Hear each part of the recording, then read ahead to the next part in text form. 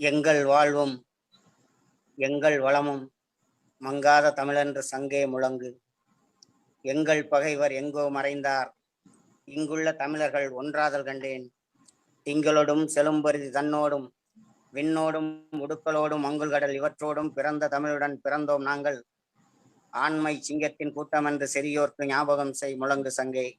சிங்களஞ்சேர் தென்னாட்டு மக்கள் தீராதி வீரரென்று ஊதூது சங்கே. பொங்கு தமிழருக்கு எண்ணல் விளைந்தால் சங்காரம் நிசமனச் சங்கே முழங்கு என்ற பாவேந்தன் பாரதிதாசனின் பாட்டு வரிகளுக்கு இலக்கணமாக நடைபெற்று கொண்டிருக்கின்ற இந்த இணைய வழி நிகழ்ச்சியினுடைய தலைவர்,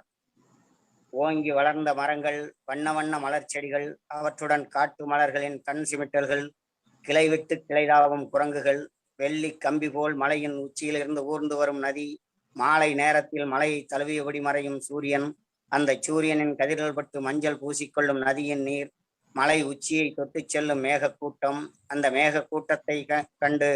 ஆடும் மயில்கள், ஆடும் மயில்களைக் கண்டு பாடும் குயில்கள், எங்கோ தொலை தூரத்தில் யானையின் பிளிரல், ஓடி வரும் தென்றலுக்கு தலையசைக்கும் மலர்கள், ஆடும் மலர்களில் தேனுண்ண முடியாமல் தடுமாறும் வண்டுகள் என்று இயற்கையின் அழகை கொஞ்சி வருகின்ற ஊட்டியை நினைவூற்றுகின்ற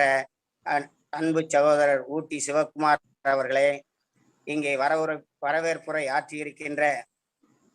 ஈரோட்டு பூகம்பமும் காஞ்சி பிரளயமும் ஒன்று சேர்ந்திட்ட திராவிடத்தின் திருவிளக்கு, தமிழகத்தின் அரசியலில் சொல்லுக்கும் செயலுக்கும் மறுமலர்ச்சி ஏற்படுத்தி தந்த மாசற்ற தலைவன், பாராளுமன்றத்தை மக்கள் மன்றமாக்கி நல்ல பல திட்டங்களை பைந்தமிழ்நாட்டுக்கு பெற்றுத்தந்த கலிங்கத்து சிங்கம், ஜெனிவாவில் முழக்கம், ஐநா அரங்கத்தில் முழக்கம் என்று முழக்கமிட்டு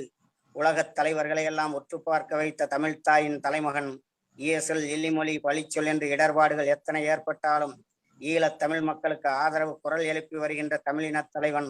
வஞ்சகத்தால் எவரும் நெருங்கொணாத வலிமையின் ஜீவ ஊற்று, காலம் இந்த தமிழ் சமுதாயத்திற்கு தந்திட்ட புதிய புறநானூற்று காவியம், தென் திசை காவலன், திராவிடத்தின் தலைவன், வரலாற்று நாயகன் வைகோவை அரசியலுக்கு அடியெடுத்து வைக்க